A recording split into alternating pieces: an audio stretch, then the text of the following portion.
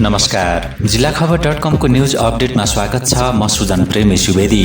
पोखराबाट काठमाडौँ आउँदै गरेको बस त्रिशुलीमा खस्दा 17 जनाको ज्यान गएको छ।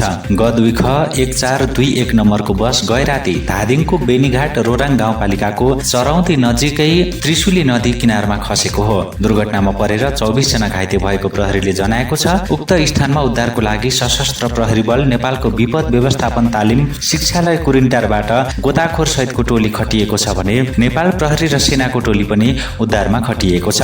घटनास्थलमा रहनुभएका धादिङका सहायक प्रमुख जिल्ला अधिकारी मोहन प्रसाद नेउपानेले दुर्घटनाको बेला बसमा 46 जना यात्रुहरू रहेको र उनीहरूको खोज र उद्धार कार्य जारी रहेको जानकारी दिनुभयो। घटनास्थलबाट डुङ्गाको सहायताबाट यात्रुहरू ओसार्दै बगरमा जम्मा गर्ने र त्यहाँबाट एम्बुलेन्स मार्फत अस्पतालतर्फ पठाउने काम भइरहेको छ।